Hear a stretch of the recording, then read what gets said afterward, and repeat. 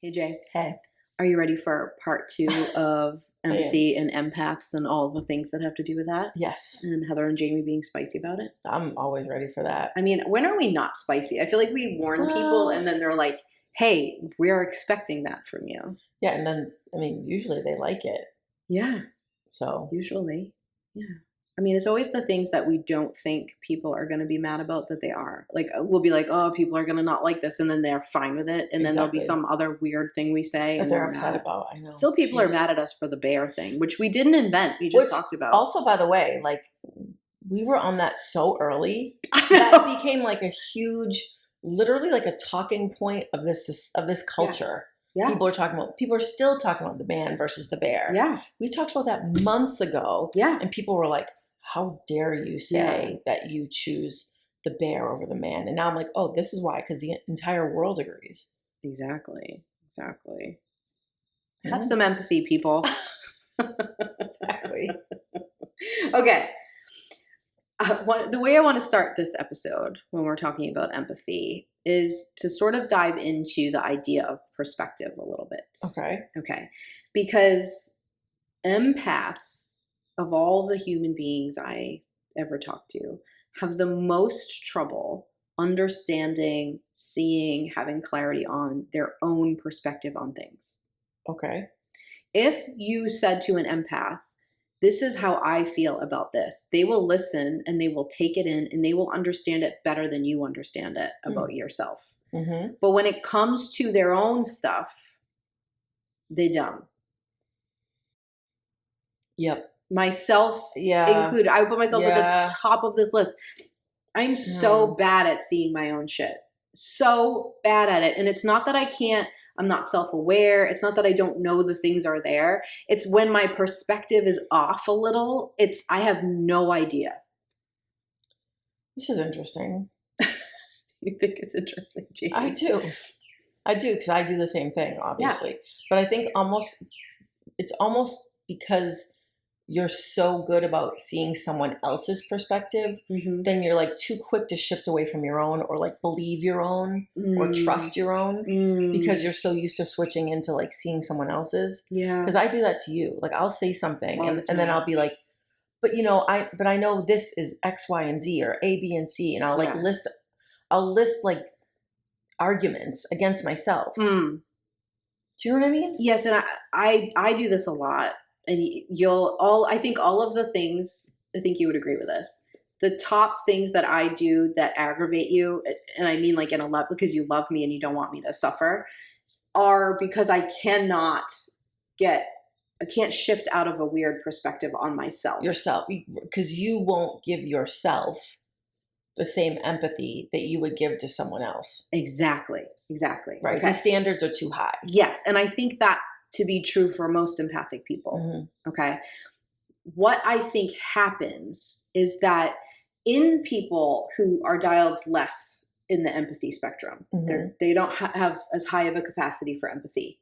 Right. Their perspective is so reigning in their own body. Like it's so powerful and so prevalent that other people's perspective, it feels so very different. Yep.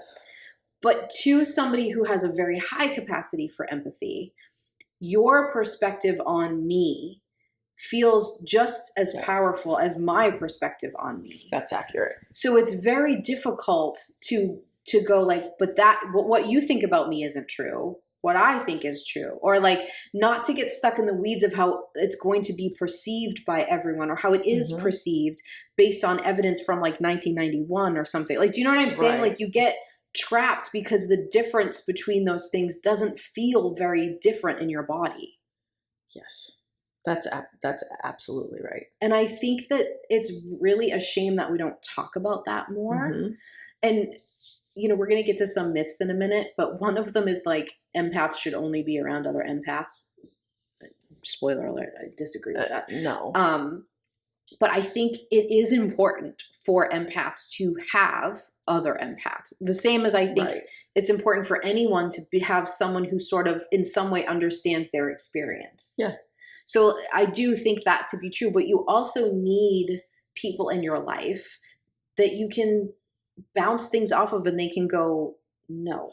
Correct. That's your perspective on this is not correct. Right. Which to me is one of the greatest advantages to talk therapy.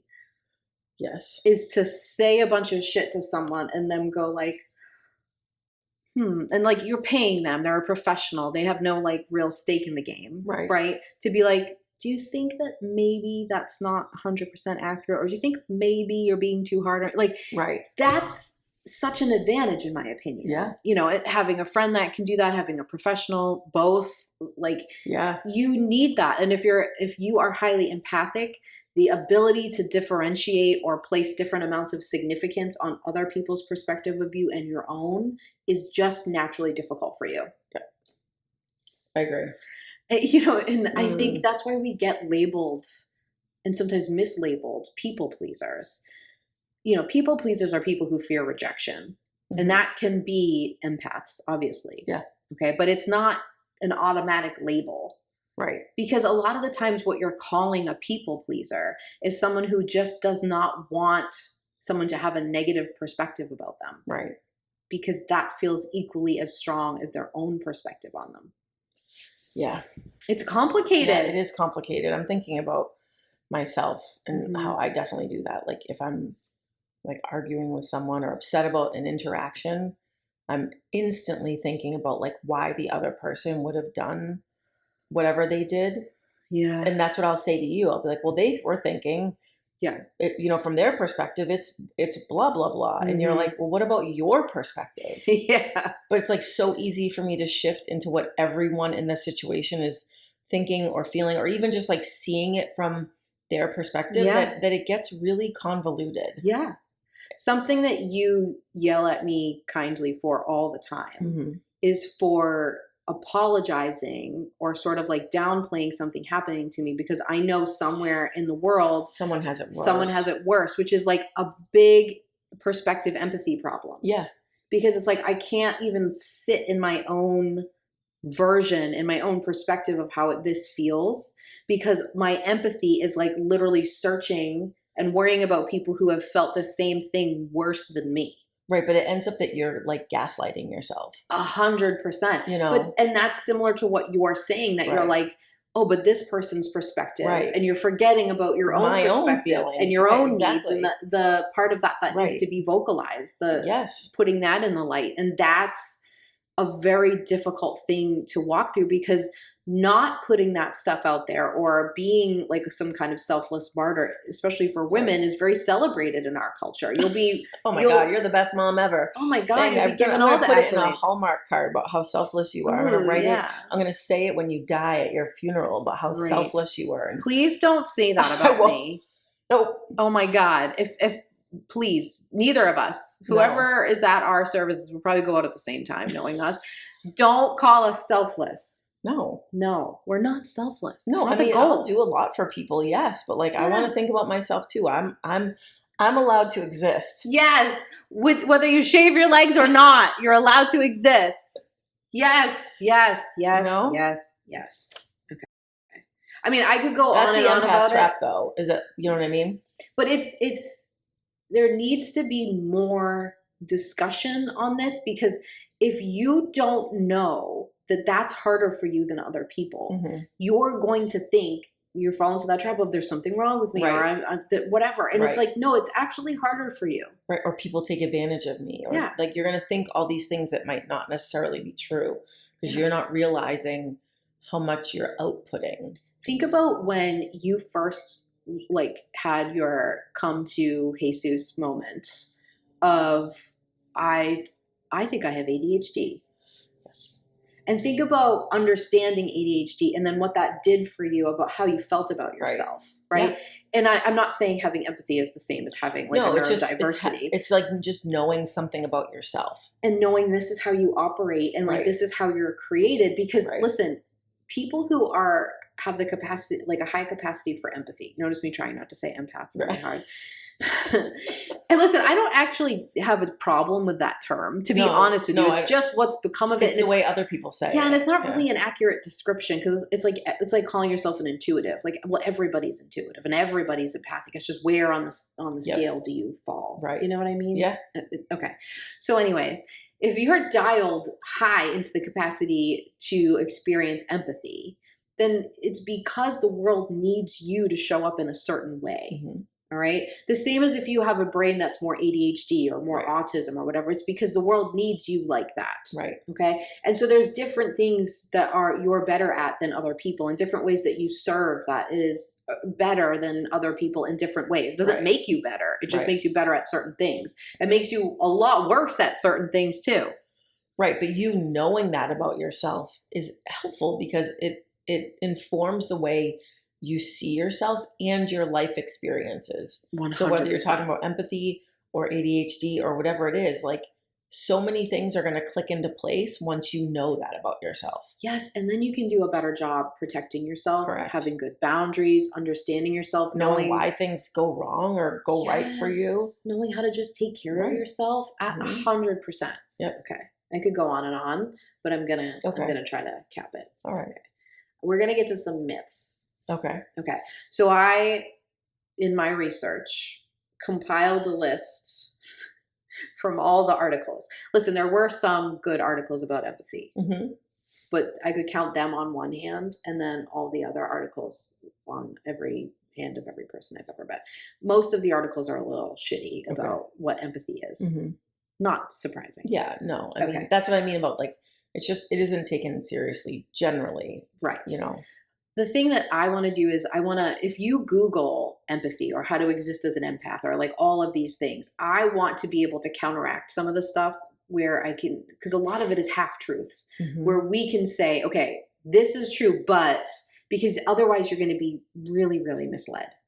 Yeah. And if you Google it, the first couple things you're going to see are like hits for like a BuzzFeed article, a BuzzFeed quiz. Are you an empath? Yeah. Are you not? Like, dig below that. That's not really what we're talking about. If you're Googling, am I an empath? You are an empath. That's a great point. Just like if you're worried that you might be a narcissist, you're automatically not a narcissist, because a narcissist can't worry if they are a narcissist. That's a good point. Okay. Yep. Okay. All right. So we're going to be... episode of narcissism. It's a good one. We're going to be the Mythbusters. Okay. I want to be the one with the mustache. You can be the other one. I don't remember their names. I don't either. Okay. But they're two redheaded brothers, I believe. Perfect. Okay. Perfect. That's us. Okay. So, true or false? Is this myth true or false, Jamie? And then we're going to talk about it. I'm just going to spoiler alert to everybody that all of them are sort of true and sort of false. Okay. Empaths are all introverts. False. Okay. Exactly. That was one of the top things I saw in the articles. What? Yeah. Okay. No. So we've explained this before, but we're going to explain it again. What our definition of introvert and extrovert is. And honestly, like, usually I'm pretty flexible with people's having different definitions, but here I don't feel very flexible. No, I agree. Okay. An introvert is somebody who recharges their battery, their energetic battery, alone. Correct. And an extrovert is somebody who recharges their energetic battery around other people. Right. So interactions with people charge them up and fill them with energy. Whereas an introvert, interactions with other people slowly drain them. Right. So they need to go away, be by themselves, and that recharges up their battery. Yep. Okay. That's it. It has nothing to do with being shy and nothing to do with being outgoing. The two people on this couch who have a podcast who are not shy at all are introverts. Correct. We need to recharge by being alone. One of us needs to be outside and the other one needs to be in her bed with the shades drawn. That's me. Okay. But even if you're going by the theory of it being shyness, those still don't equate. Like, even if you're using the wrong definition, why would an empath have to be shy? It doesn't make any sense. That doesn't make any sense. No. Oh, no, thank you. No. So people who are highly empathic often love other humans. Yes, exactly. But that doesn't mean that being around them charges them up. It doesn't mean it's not exhausting. I can't think of a more draining thing to do than be around the humans. But my entire job and purpose and thing I'm driven to do is to do things, to be around and connect with the humans. It doesn't mean I don't want to do it. It means it takes from me to do it. Right. Yes. Yep. So it has nothing to do with my amount of empathy. No. In fact, the moments that I hate humans are the moments that I probably need to go be around them. Yep. Because I've probably isolated too much. Yes, exactly. So don't listen to that. Are there a lot of empathic people who are introverts? Yes. Yeah. But are there equally as many that are extroverts? Yes. Mm-hmm. Yes. Okay. I know an extroverted person who doesn't like people. They're not good with social skills and things, but in order to charge up and feel energy, they need to be around them. That's interesting, yeah. And a lot of those people, you can see them because they're the people who like love to get into arguments with people or cause little issues. That's them. I know exactly who you're talking about. Okay. Now you're saying it. So we can say this myth is busted. Yes. You can be an extrovert and be an empath. That makes no sense. Don't be silly. Yeah, don't be silly. Do I think empathic people need to do a good job managing giving themselves time alone, whether you're an introvert or an extrovert? Yes, I do, because you need to separate yourself to feel your own feelings. Otherwise, you're just going to be feeling everyone else's the whole time. Right, and process what you're taking in of other people's stuff. Exactly right. Right. But I'm going to say that myth is busted. Yep. Okay, you ready for the next one? Mm-hmm. Empaths are targets for energy vampires. I think that could be true. I think it's relatively true. Yeah.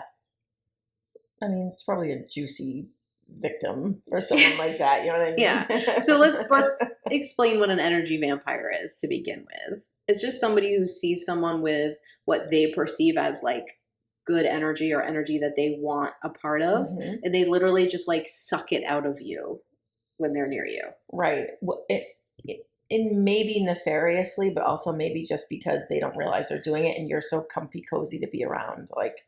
That's an excellent point. I would say the majority of the time I'm around somebody like that, they're not super aware they're doing it. They just don't have like great levels of empathy themselves. I was just going to say, I think there are some people who tend to swing towards like narcissism on the spectrum that love to be around empaths or intuitive people because the energy is just so warm and safe and full that they can take from that. But I think a lot of people just don't know they're doing it. I agree. They're not like signing it. Like, I can't wait to go suck the energy out of Jamie. She seems so happy and powerful today. And, you know, in the narcissism episode, we talked about the kind of narcissism that is like kind of obsessing over your own problems and handing them to everybody and making everything about you because of your own victimhood. Yes. That is a great example to me of an energy vampire. Exactly. And there's just no thought of like, what does this feel like for you to receive? It's like, feed me. No ability to think about how you're making someone else feel. Exactly. And that can be caused by trauma too. So I'm not saying like go kick everyone in the shin who's energy vampiring you, but learning to put the walls up. Yeah, that's the boundary. That's what an energy vampire is. Right. Now, do I think that they target empaths? Yes, I do.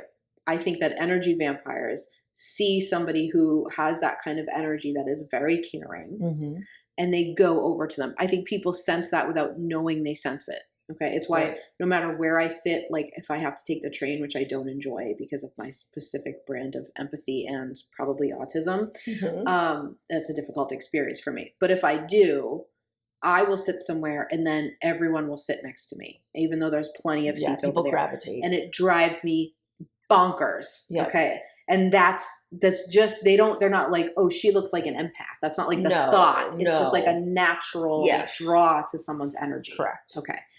It's probably also me not doing a good job keeping my energy field in. Okay. So it's not just everyone else's fault. So do I think you're targeted? Yes. Okay. Here's my like reason it can't just be fully a statement, because some empaths are really good at shielding, at like holding their, like when someone starts to do that to them, they block it and that person falls off and goes and finds someone else. So are they targeted? Yeah. But are they the victims of it? Not always. Right. That's a good point. Okay. Yeah. That's how I feel about that one. Okay. Empaths are, this was written verbatim in an article, are always replenished by being in nature. What? No. This is weird. No. No. Some, yes. But like the thing is that the way you need to be replenished, depending on what you're replenishing exactly, depends on how you feel in that moment. Because there are some times where the best thing for me, I'm an outdoor person. Like I'm a like sit on, I'm like outsidey. I'm not an outdoors person. I'm an outsidey person. Like I want to sit on a deck. I want to sit in an English garden. I want to take an easy walk through the woods. I want to sit next to the pool and have the sun beat on me. Yes, that's the kind of outside I am. Yeah. Okay. Like with a nice coffee. I don't want to go like on a camping. Oh God, no. I don't want to go camping. I love to watch the show Alone. We talk about it all the time, but I don't want to be on it. You know, we interviewed someone from Naked and Afraid, Megan. She was amazing. I love that. I want to talk about it, but I don't want to do it. No. Okay. So for the most part, I do need to be like doing that does replenish me. But there are times where all I want to do is like sit on my couch or lie in my bed or block the world out somewhere or go for a drive. Like it just, you have to be more in tune to what you need in the moment. It's not like a just fix all. There's also probably a ton of empaths who, when they go out into nature, they start to have some sort of like existential crisis, feeling like the world is burning and like the planet's dying and how do we save these animals that, you know what I mean? Like that's way too much of a blanket statement. 100%. Do I think if you're an empathic person and you have that feeling of like depletedness or overwhelm or whatever from your empathy sort of running hog wild, do I think if you're like, what should I try? Do I think one of the things you should try is to like go outside and ground your energy and touch the grass and touch a big tree? Yes, I do. Yeah. That would be on my list of suggestions. But like if you do that and it doesn't feel right, you're not screwing up. Like maybe you should go inside and read a book. Maybe you need a snack. Take a shower. Yeah, go for a drive and blast music. Reset really your loud. nervous system. Yes. That's what all these things are doing. All the things we're listing, touching grass, taking a shower, reading a book, eating lunch. Those are all, you're just resetting your central nervous system because empathy will cause like a fight or flight response in you. Yes. If you're feeling upset for someone, you're causing your brain to react. Yes. Yes. For me, one of the best things I can do if I feel overwhelmed by empathy or intuition, or I just need to like shake out stuff in my nervous system or switch states, is to go for a walk. That would do the opposite for you if you were in that state. Okay. That would make you feel more dysregulated to go for a walk. So it's really ridiculous to make like blanket statements. Like you need to do what's right for you. Correct. And you need to start to learn those things so that when you're in the moment, you can just figure it out, like instead of trying to pull it from that state. Yeah, you'll just start gravitating towards those things that are going to make you feel more regulated. But it just has that feeling to me, like of you always say, like wake up at 3 a.m. and drink a green smoothie. I literally just stopped myself from saying it. I think it's a perfect example. Like the same things don't work for everybody. Exactly. Should that be on your list of things to try? Yes. But is it always the right thing for everybody? But to say every empath needs this, no, that's not how humans work. Exactly. Also, there's a tremendous amount of privilege in that because for me to go out into nature is really easy, but that's not easy for everybody. No, it's not. So it's kind of like setting people up to fail a bit here too. Okay. Okay. All empaths have been labeled as overly sensitive. That one might be true. I think it's pretty true, to be honest. I think when you say all. And that's like, I think the important part of that statement is saying that they've been labeled as that. Yes. Not that they are that, but that's what you've heard your whole life. I think the autism brain of mine is like all. You've pulled them all. Really? You can prove that, right? Like, so that part ends up being hard for me. Right. Because sometimes I'll be speaking to someone who's clearly very empathic, but there'll be like some element that they don't have. Maybe their brain works like mine, where they're like, but that doesn't fit for me. Because again, empaths are not really great at categorizing themselves sometimes. Right. Okay. So yes, but what I think is important for you empath listeners is to realize that the way society views being sensitive and what sensitive actually is are two different things. Yes, precisely. Okay. So to be sensitive, to be labeled, oh, you're just overly sensitive, because it's always said to you with like it's derogatory. It's derogatory, yes. Yeah, you're so sensitive. You're just being sensitive. No, sensitive just means you're more perceptive. Yeah. I cannot tell you how many times as a kid never my parents would never have done this to me, but other people, when I would get upset about something, especially when we'd learn about something at school, I remember getting wrecked by learning about the Holocaust. Okay. Mm-hmm. And like Same. going home and not being all right. And like people just being like, oh, well, she's just like overly sensitive. Or are you all not sensitive enough? Exactly. Like, what are you saying? The Right. fact that this bothers me is you're saying like I'm weak somehow.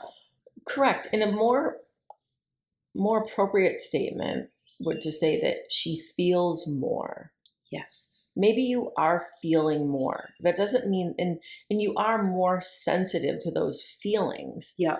But the way it's said is that it's a criticism, that there's a fault in you. Yes. And that's where it's wrong. To me, people who are sensitive and can feel more, the reason they feel more is because they have a greater capacity for feelings, which means they're stronger.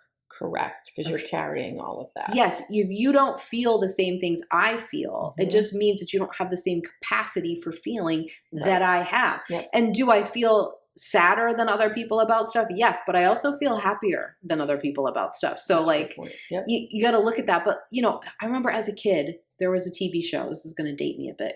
Flipper. Yes. That's an old one. Yeah. Fucking hated this show with Why? a passion, and everybody else I knew loved it because it was sad to me. Okay. Oh. Because sad things happened to Flipper, and I Yeah, did not they like did. the storyline. I remember having a meltdown as a little kid at a zoo when I realized that these animals were from somewhere else and were stuck in these cages. And I was like 6. Yep. And my mother was like, uh-oh, okay, we need to leave. No like more zoo. Yeah. Like, do you know what I mean? Like, it's not, I hated the movie E.T. on the premise that like Same. the ending was so sad. Oh, Don't leave me with a sad ending. Or before that, when he was like the government. The whole premises was depressing and awful. Experimenting on it. Yes. So like, Whatever. My point is that it's not always like, oh, I care more about the Holocaust than other people. That's not what I mean. I also hated Flipper. Like, no, but you're putting yourself in the position of Flipper or the E.T. freaking dolphin and the alien. Yes. Right, like you're imagining. You're not just observing things. Like I think there are people who are able to go through the world. Yeah. And just observe situations or just watch movies. Yeah. Or read books or hear stories without putting themselves in the position of whatever's being told. Yeah. We don't do that. No. Empathetic people don't do that. You put yourself in the position of the character. And not by choice. No, I'm not choosing to feel that way. No, you're not trying to feel badly or feel whatever. You're like, oh, that would be awful. How must they feel? Even if it's an alien. Like you just do it. Yes. So yes, you're more sensitive to that, but it doesn't mean that you're worse or weaker. I remember going to Disney World as an adult and hearing the clip of E.T. going, E.T. phone home, and feeling my stomach drop to my feet of that, like, oh my God, he just wants to call his family. Exactly. Sad, right. Like that is, you can't help it. I don't want to feel that way. No. I don't want to cry every time I watch a TV show where somebody wins, or like when we watch Alone and someone goes home, I cry for the bastard every time, even if they hit the button. Oh my God. I'm so sad for them. I cry for them. I cannot help it. I had to get up the other night. I watched the last episode of season 10. I had to get up and go do the dishes. Because the guy I wanted to win tapped, and I was like, nope. So I put my hands under some water, did some dishes, and went back to it. I think we need to regulate our nervous systems right now. So let's take a quick break and we'll come back with some more myth busting. All right, Heather. This week we're both fired up about. It's a TikTok. It's on Instagram. It's some social media clip.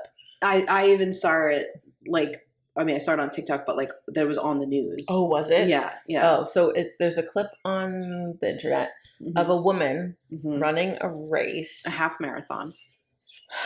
So that's like 13 miles. Correct. Just to say, like, sometimes it sounds like half, like, oh, that's not. No, yeah. She's 13.3 miles. Yes. Right.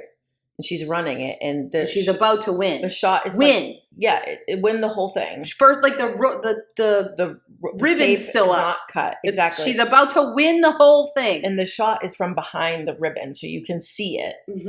And then you see her husband send her 2 little girls or kids out into the pathway of the race to like have this moment of like hugging mommy Yeah, or for her to like pick them up or pick them up and run. But like there was a guy right behind her. Yep. So if she had stopped, she would not have won the race. Not to mention that, like, if you know anything about runners, they're trying to probably beat a time. Like the seconds all matter. Right. And so she just ran right by them. Yeah.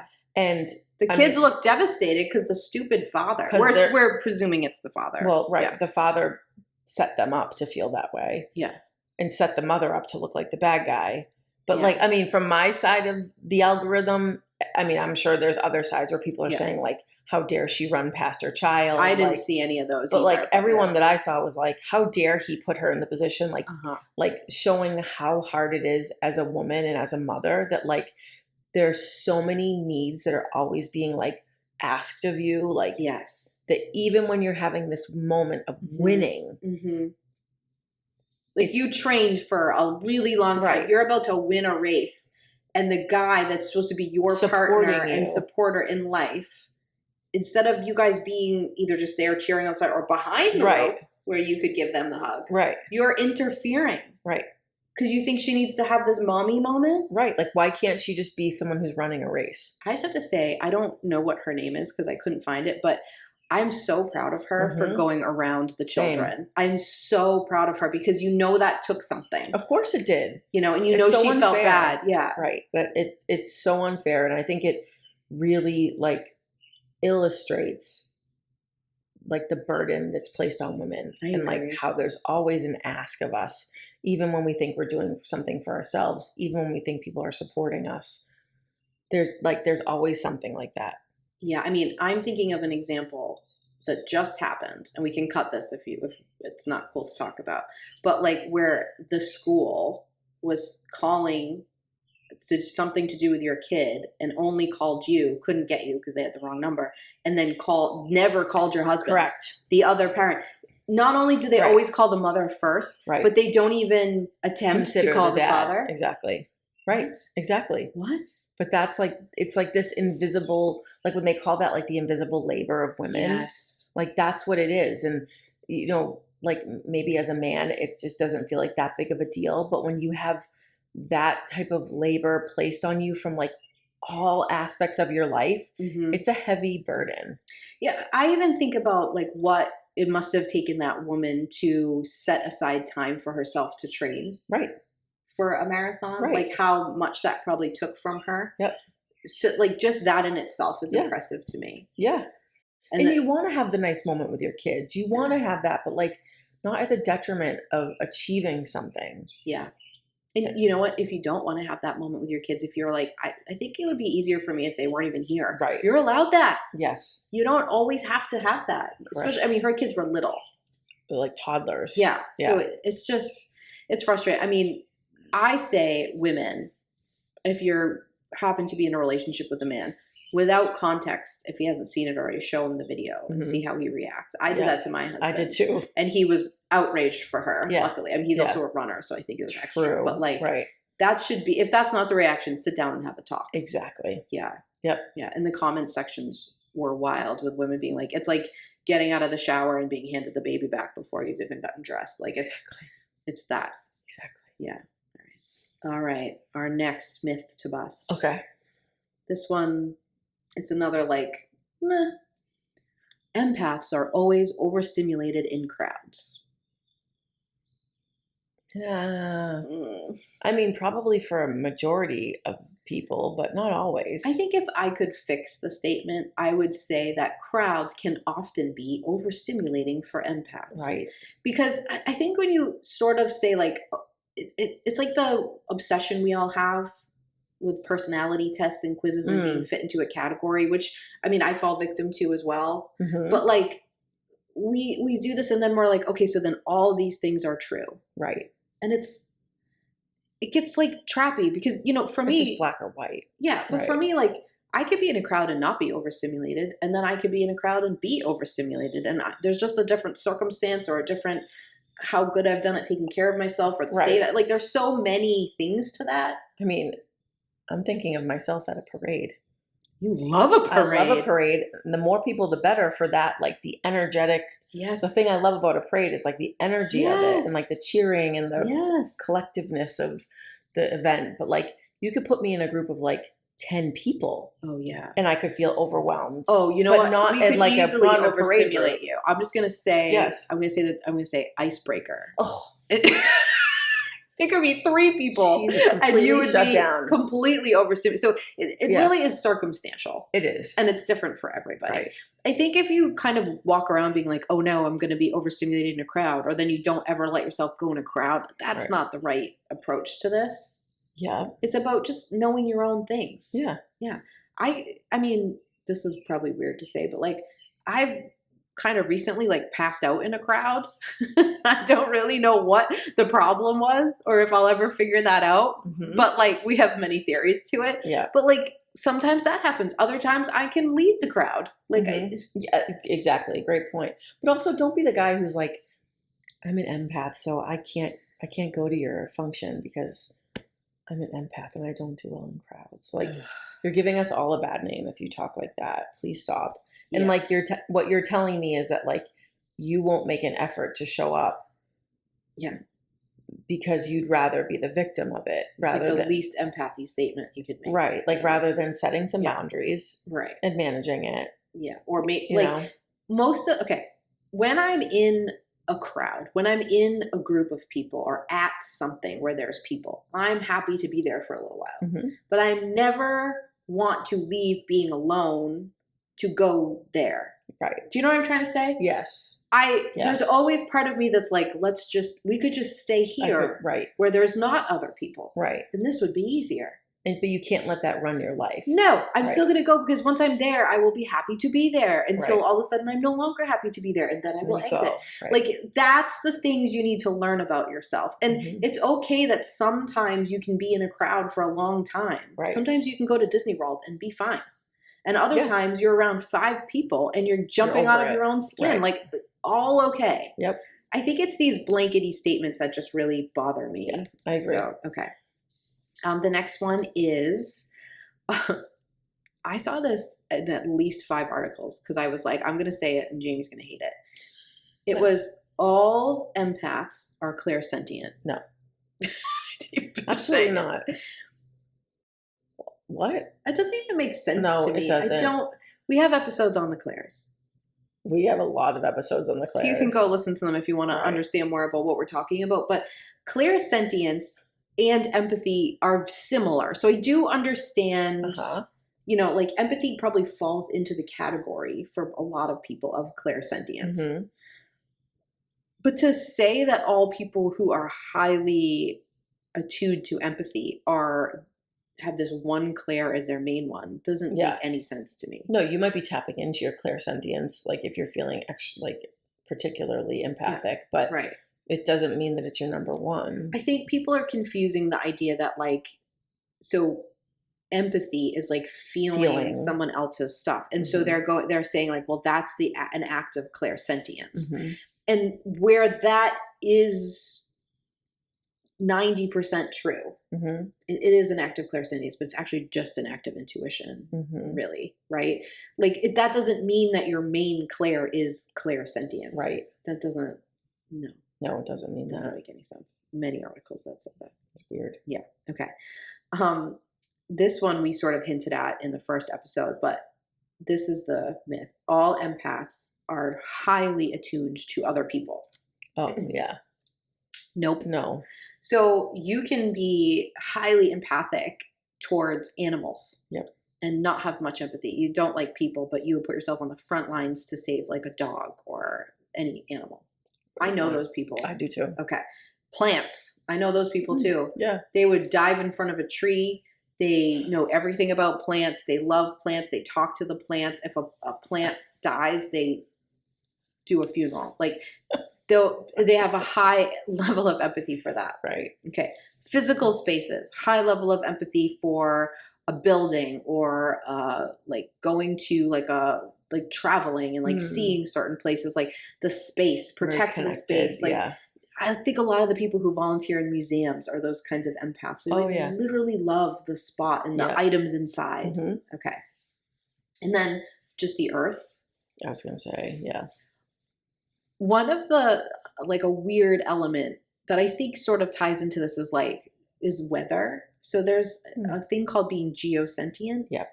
Which I am, you are, I know your daughter is for sure, Yep. where like different weather patterns and pressure systems affect you more. Yep. Okay. And it's just because the way that you are energetically attuned is more into the earth. Right. Because weather is energy and you are energy. And so if you're more likely to pick up what's happening. Energy isn't just like human emotions or human energy. It connects to all energy. Exactly right. So one of the things that I remember trying to explain to somebody one time and having a lot of trouble, and I'll probably still have trouble, is that when something happens to the earth, like there's wildfires or there's a volcano that erupts or an earthquake An or eclipse. Yeah, any of those things, especially a disaster, I have a high amount of empathy for all of the people involved. Mm-hmm. But I also have a separate kind of empathy for the actual earth going through it. Right. And if you're not tuned into that empathy, that sounds bananas. But they're two different feelings. Yes. Okay? Yeah. And it's not just like climate change, the earth is burning, holy shit. Yes. But I actually feel something. Like we had thunderstorms this morning. Oh, you did? Lucky. Yeah, I know. I was going to say you love a thunderstorm. I do too.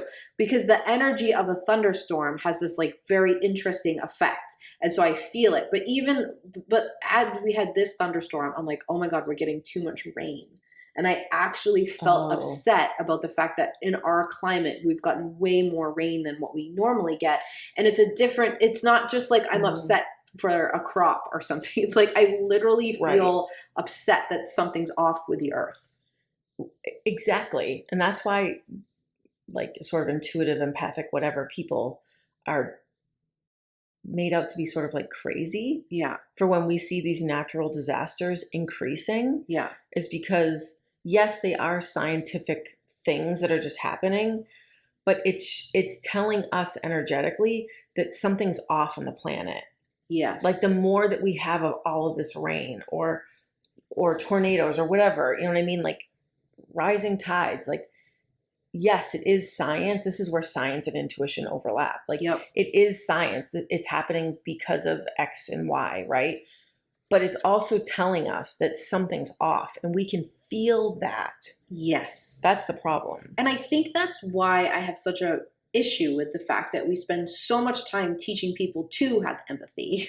Right. When some of us are walking around like, why do I feel physical effects of like, I don't want to like over dramatize anything, but like it'll feel like a feeling of depression in my body when something like that happens in the earth. Even just the idea that we're getting too much rain that I have to face, that I'm not asking for. I just feel. So when you're like people are screaming like care about stuff to empaths, it's like, how are you not? And then, so it's like the complication of the empathy from that. And then the empathy of like what that does to the people. And then the empathy for the people who are trying to fix it and people ignoring them. And it's just this like snowball effect that just keeps growing. And it's like, if you don't know how to manage this, you're going to crumble. Yeah. It's like too many layers. Yeah. That you're not taught to manage. And also, if you don't feel that about weather or disasters, or that like you can't relate to that, that doesn't mean it's not happening. That's what empathy is going like, oh, you can feel that. Right. How do we help take care of you? Right. Okay. Yeah. That's all. That's what's beautiful about empathy. Yep. You don't have to relate to everything. No, it doesn't have to be about you. Empathy. Yeah, right. Exactly. Okay. Empaths tend to be pushovers. No. I mean, I think it can happen. Yeah. Here's the thing about all humans. All humans expect other humans to think and act like them. Okay. So the way you would deal with a situation, you expect that other people would deal with it the same way. Correct. So as an empath, I would never do something that would hurt your feelings or make you feel bad intentionally. So when someone does that to me, I'm surprised and I leave myself too open for it because I don't think other people are going to operate that way. Correct. I expect my empathy to be reflected in everybody. Right. Right. Yes, because empaths don't understand why things aren't reciprocated. Yes, because they reciprocate. Because we don't know what it feels like to live in a energetic body and a physical body and a mind that doesn't have a high capacity for empathy all the time. So Correct. it's very difficult for us to understand how someone could do something terrible and not think about how it would make me feel, because Yes. I would be thinking about how it would make other people feel. If That's I did why that. when we're near like the Karen screaming at the barista, we're Right. like, holy shit, Right. why is this person so insane? Yes. Because we can't imagine that they're not having empathy for the other person. Exactly. Like, do you know what I'm saying? Like and again, there's no moral high ground to that. We're going to get to that. But like there is, it's sort of something that you have to learn the hard way, unfortunately, as an empath, where you end up being a pushover, but not because you're weak, but because you actually expect people to have the same level of care that you do. Yeah, I agree. And I also think that the other side of that coin is that a lot of empaths that you know are actually fighters. They're defenders. Yes. So they're not pushovers. Like, No. Are they easily hurt? Yes. Probably. But are they also probably more willing to speak up for other people? Yes. Yes. So like I think it's sort of that's tricky wording. Like Agreed. That to just label everyone as a pushover is not accurate, but like there is a sense of like you're going to be more easily hurt probably. Yeah, and the thing that's amazing to me about empathic people is that you know you're going to be more easily hurt, but you put yourself in a position to be hurt because you know it's the because right you thing would to want do. someone to defend you. I was going to say the right thing to do is like not a great term, but it's like that's what we should be doing for each other. Because you think like, well, if that was me, I'd want someone to stick up for me. And so then you're like, oh, damn it, I'm sticking up for this person. I don't even have, empaths don't even have time to think all of the thoughts you just said in a row. Like, if this was me, you don't even have to do that because as soon as you hear it, it's already you. Right, exactly. So it's like, now I have to go, okay, I'm feeling this. Like, what do I need to do about it? Like, I need someone to help me. Yes. I don't need to be taught how to care about other people. Right. I need to be taught how to manage caring about so many other people without shutting down and ignoring it and pretending it's not happening, and also without completely martyring myself to every cause. Right. Okay. I always say like I'm a rebel with too many causes. True. That's what empaths are. True. Okay. All right. We're almost done with these. This was an interesting one. I found a lot. Empaths avoid intimate relationships because they find them overwhelming. I would actually say the opposite. That's what I was going to say. I would say the opposite. I would say dive right in. Yeah. An opportunity to care for someone else. They're actually really good at them. And sometimes they're not good at keeping themselves protected in those relationships, but they're really good at caring. And honestly, I think it's the word intimate for me because I feel like empaths actually try to have an intimate relationship with everybody. Yeah. I don't mean sexy intimate. I mean like close. Right. Yeah. Agreed. I think for empaths, it's harder to keep people at a distance than it is to pull them all the way in. Well, that's why that boundary leveling system is important, because if you don't do that, you're going to be creating intimate relationships with everyone and you can't manage that energetically. Exactly. Okay, we mentioned this one before, but like empaths should really only surround themselves with other empaths.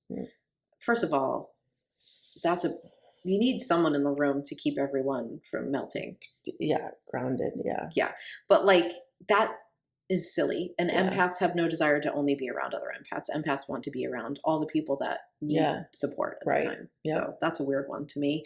Do I think that there are benefits to being around other empaths? Yeah. Yeah. But do I think you need to be? No. That doesn't make any sense. Okay, and the last one, I think I'm proof that this isn't true. Empaths have trouble staying grounded. No, they don't. Some do. Some, yeah.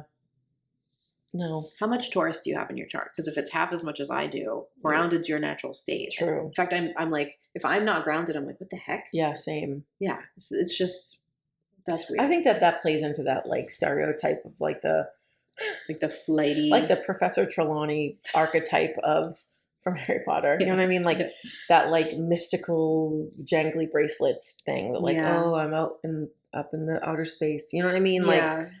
Like some of us are like that. Yeah, some. Most of us aren't. No. I don't know that many people that are actually like that. No, I think that's actually what people like about empaths, is that we are like so solid and grounded that's why they gravitate towards us. We get a lot of shit done because we care. Right. So freaking much. It's exhausting. Yeah. Okay. I want to talk about this Yale University psychologist thing. Okay. So this is a real study, and for time purposes, I'm sort of simplifying a lot of it. But I do encourage you to go look this up. The psychologist is Paul Bloom, who did it. So the study of this bums me out. Oh, okay. Which is weird because I want people to study empathy. I want people to study these types of things. But the approach and what they studied, it kind of shows our whole misunderstanding. Well, I mean, I can make some assumptions about what was happening. And you're talking about like higher ed. Like it's like you're probably starting with the wrong framework. Okay. So let me tell you what it is and then we can discuss this. Okay. So this is a made up story.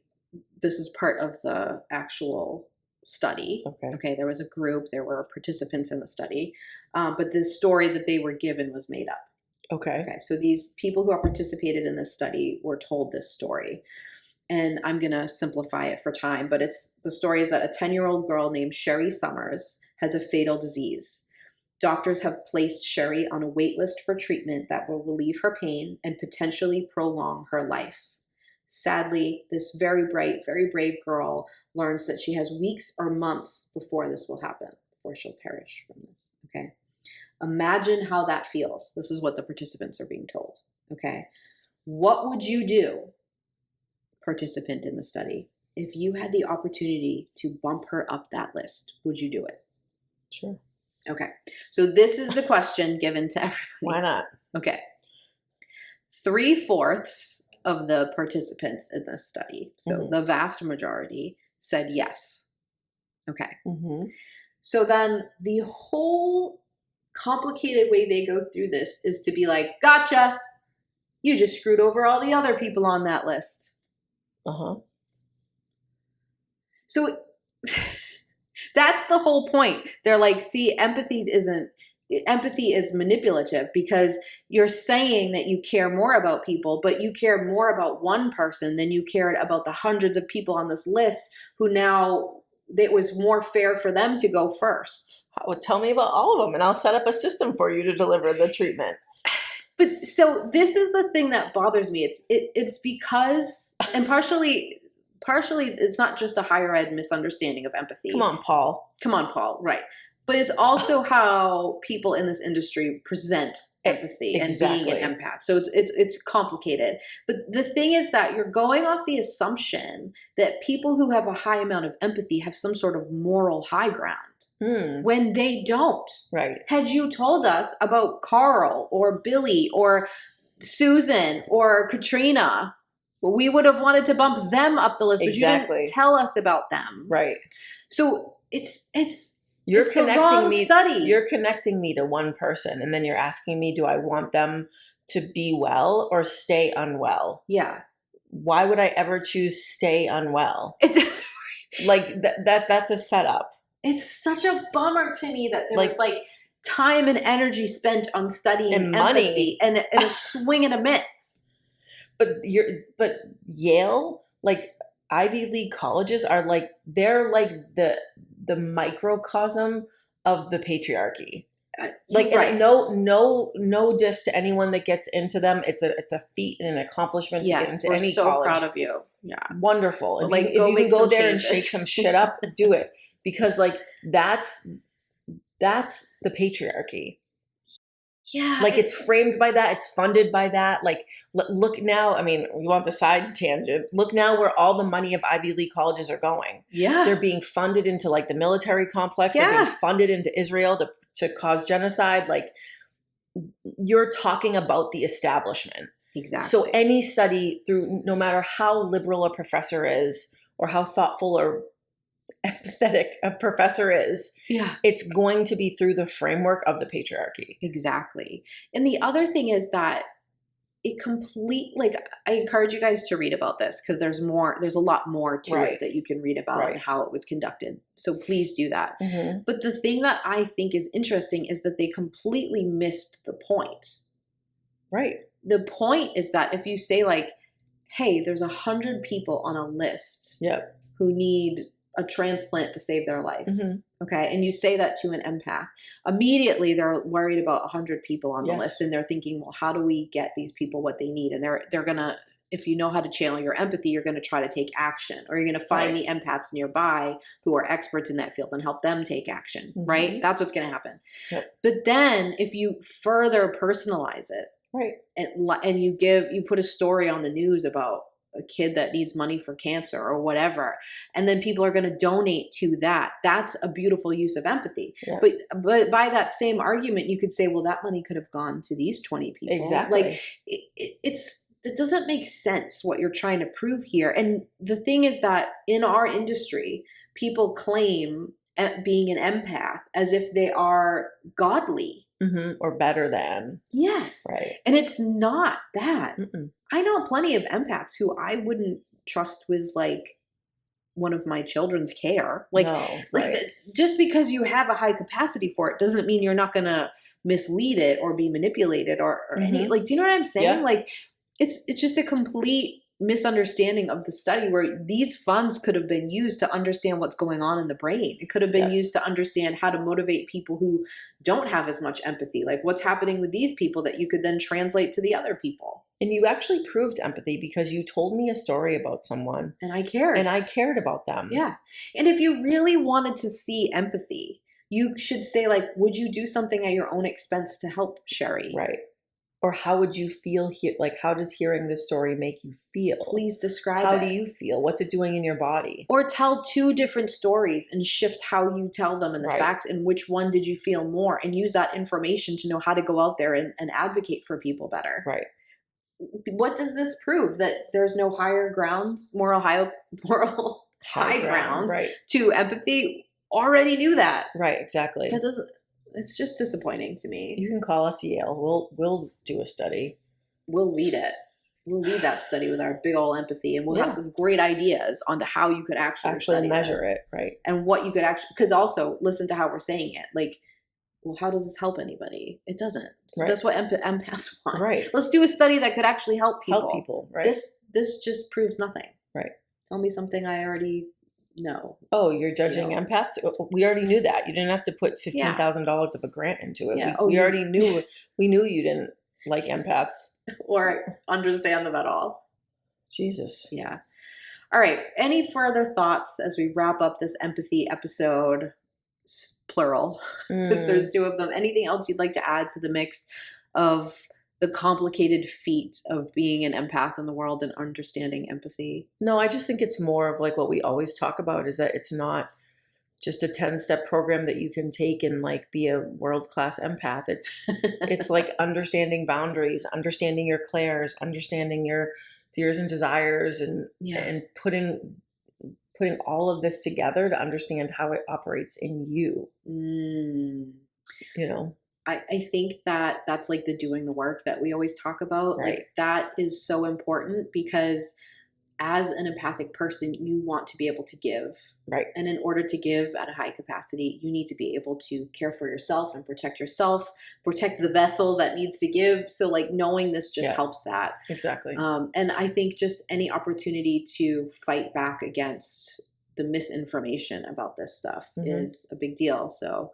I agree. I mean, if our listeners, who a lot of them are very empathic, I'm sure, have further questions or things they want us to cover, let us know. Because honestly, we could talk about this for 20 more episodes. Yeah. But we'll leave it there, and we'll see what people think. But my vessel for empathy needs coffee. Let's go get some.